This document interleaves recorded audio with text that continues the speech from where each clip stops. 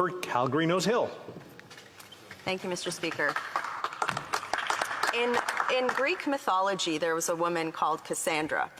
And Cassandra was doomed to know the future and have no one believe her. In fact, I think she met a fairly poor end during the fall of Troy. So I'm always worried about having Cassandra moments in here, Speaker. And I hope that this isn't one of them. But I'm going to be fairly blunt in this speech. We're in for some dark times as a country. We're already in them, and I think all evidence points to things getting a lot worse, and a lot worse quickly. I know that we're supposed to bring hope and light, but I think that, and I'm talking to all parties of all political stripe here, if we're not serious about the threats that are facing our country, we've got some dark times ahead. And assuming that the growth that we've seen over previous decades, the geopolitical relative stability that we've seen over the last decades, and continuing to budget and plan like we are in a period of sustained growth, that we're in a period of sustained geopolitical stability, is only going to exacerbate negative outcomes for our country, which is why this particular bill needs serious change. And I want to briefly lay out why and some potential fixes. So the threats that we're facing, first of all, we are in an existential debt crisis. That means, an explicit debt crisis. So at the end of 2021, the global debt, both public and private, exceeded 350% of all gross domestic product. So that means that all of the planet spent 350% more than we produced. And anybody who has a credit card understands that that's not sustainable. In Canada, we're looking at very similarly frightening features. At the end of 2015, the total national debt was $634 billion, and now it is almost doubled. And the same goes for our deficit.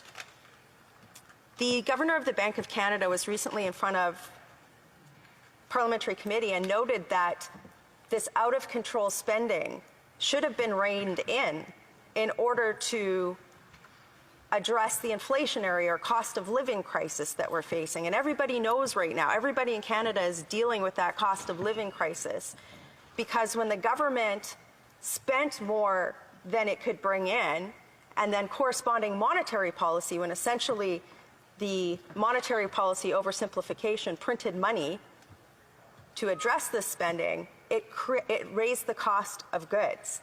And this bill juices that problem. It puts that problem on steroids. We also have an implicit debt crisis. The OECD recently estimated that underfunded or unfunded government pension liabilities in the top 20 economies amounted to a startling $78 billion. They described this $78 billion. They describe this as a time bomb. What happens when, or if, government starts defaulting on pensioners' pensions? That's a huge problem. Our government doesn't have the resiliency. If we keep spending to address these problems, this bill doesn't look at any of these issues. We also are in a period of what economists are starting to look at as persistent, sticky stagflation. And that means that the cost of goods continue to increase over time, a long period of time, while the economy continues to shrink. That means that the cost of good increases while people have less opportunity to both create jobs, get a job, or increase their wages. That is very, very bad news for a lot of Canadians, and this bill does not address that. There's nothing in here that addresses the determinants of these issues, like supply chain resiliency, like the conflict between economic and monetary policy that I've already described, like protectionism and like war. This bill is dealing with none of these things, yet it is asking us to spend more of Canadians' tax dollars without addressing any of the things. The same goes for, dark times on a change in geopolitics.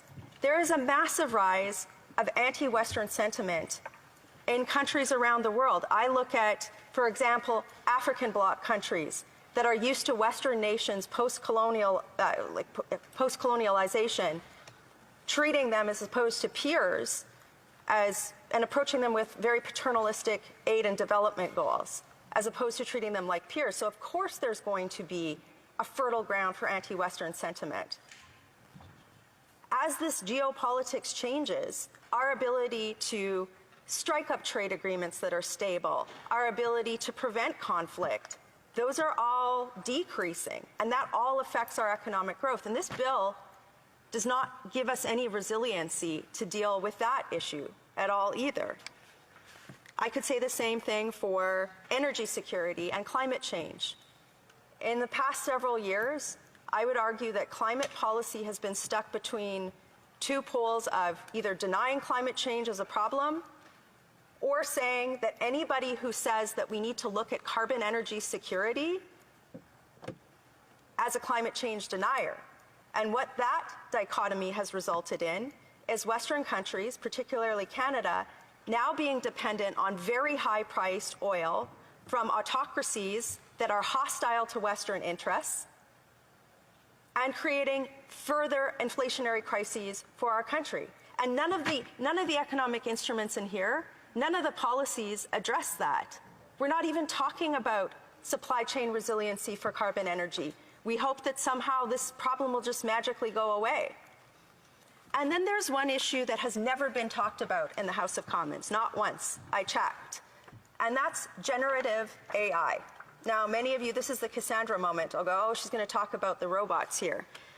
If you have not heard of something called ChatGPT, it was released last week. I ask you to Google it. Google ChatGPT.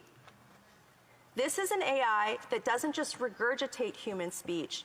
It parses and can nuance and come up with its own type of thought. This is here. This is creating massive waves. And in the next year, likely in the next year, it will displace lawyers. You can just ask the thing to write up a contract for you and any country's jurisprudence. It can come up with, interpret legal rulings. It writes its own code. To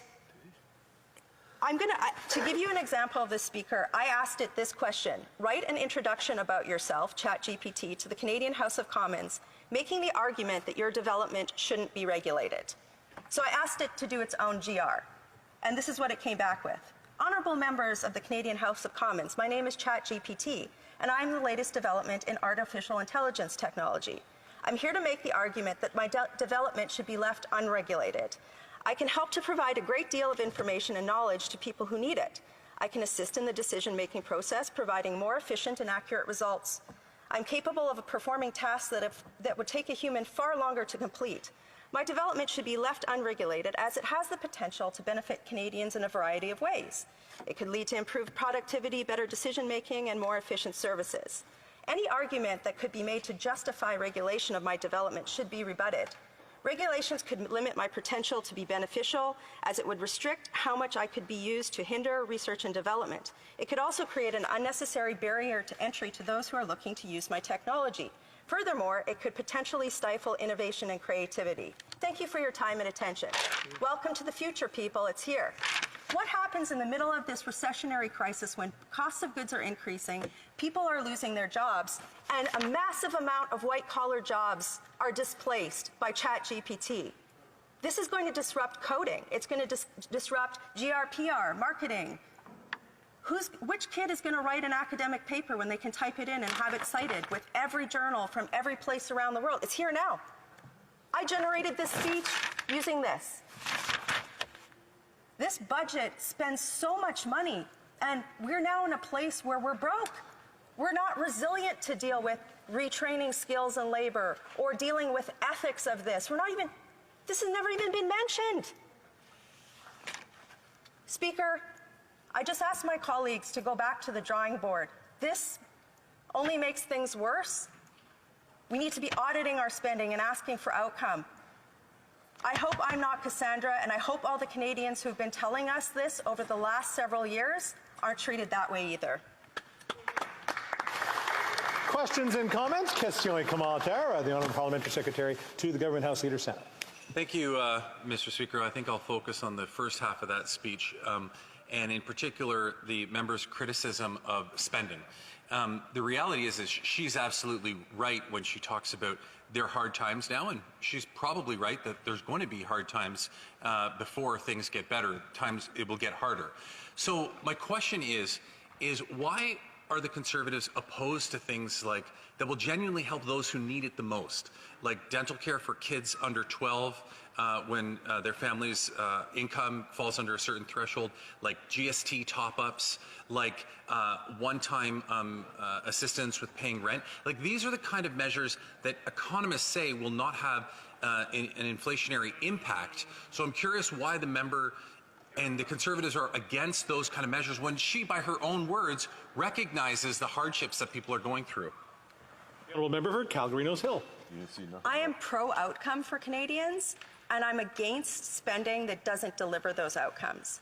For the last several years, we are in this explicit debt crisis because the Liberal government has never had anyone say to them, you can't say, I spent this amount of money and assume that it fixed the problem. I don't trust them to spend money and get outcomes. Just look at their homelessness spending. They spent $78.5 million, and the Auditor General found that there are more people on the street than there were before. That's not compassionate, and that spending has left us brittle and unresilient to address the changes of a massively changing economy in the middle of a recessionary crisis, and I oppose that approach. Question et commentaire, l'honorable. The Honourable Member for Abitibi-Témiscamingue. Thank you, Mr. Speaker, and I'd like to thank my colleague from Calgary Nose Hill for her clairvoyance. One of the issues, if we're talking about artificial intelligence, is to ask what's going to happen to humans, to people. And if there's one element which would allow us to justify a budget statement, it would be reacting. The Liberals should be revising EI because the measures ended last September, and since then nothing has been put in place to increase our social safety net. 6 workers out of 10 don't have access to EI, even if they pay into it. So I'd like to hear my colleague on that, on the urgency of reforming EI and why the Liberals haven't done that, Mr. Speaker. Calgary Member for Calgary Nose Hill. Mr. Speaker, the current form of government is like presenting an 8-track player to somebody who wants to play an MP4. So when we're looking at resiliency for employment on issues like AI, we have to say it's already here, and how do we become resilient for employment in that? We should be focusing on things like ethics, training input, how we input and use AI, how we how we're training it with data sets, getting out of the way of certain types of taxes and regulation that would preclude economic growth in other areas so that we can boost our economy in light of these disruptions.